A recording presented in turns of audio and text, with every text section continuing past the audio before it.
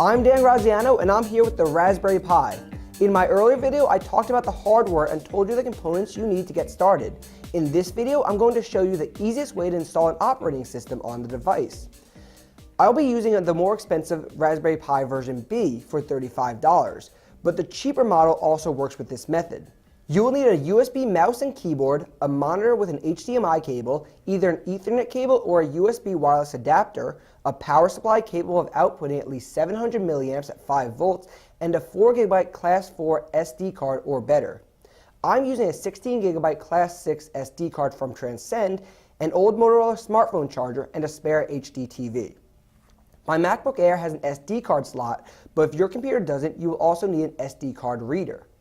Installing an operating system on the Raspberry Pi used to be a real pain, but it's now easier than ever before thanks to the Raspberry Pi Foundation's new out-of-box software, also known as Noobs.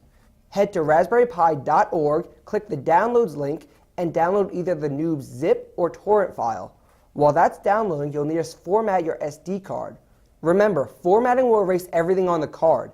The easiest way to do this is to download the SD Card Association's official formatting tool, which is available for both Windows and OS X computers. Once the files finish downloading, extract the Noobs files to your freshly formatted SD card and safely eject it from your computer.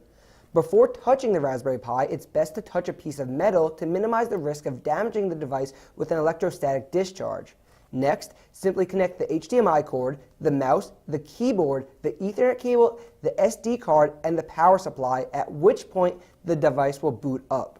Set your language and then choose the operating system you would like to install. I recommend trying Raspbian for your first boot. The process can take up to 20 minutes. Once it's done, click OK and the system will reboot.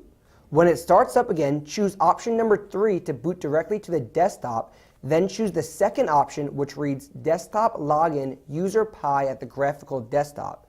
Click Finish and the system will reboot into the Raspbian desktop. If ever prompted for one, the username is Pi and the password is Raspberry. Inside the desktop, you can browse the web or even download different games and programs from the Pi store. I recommend trying Open Arena, a port of the 1999 hit game Quake 3. There are also pre-installed games which can be accessed by clicking the Debian Games icon. Only one operating system can be installed at one time. If you ever run into problems, press and hold the Shift button and the up arrow during boot to enter recovery. If you're new to programming, I recommend checking out the pre-installed app Scratch. Be on the lookout for more Raspberry Pi how-tos. Feel free to reach out to me on Twitter with suggestions, and be sure to check out my article on howto.cnet.com for more information and the links you'll need to get the job done. I'm Dan Graziano for CNET. Thanks for watching.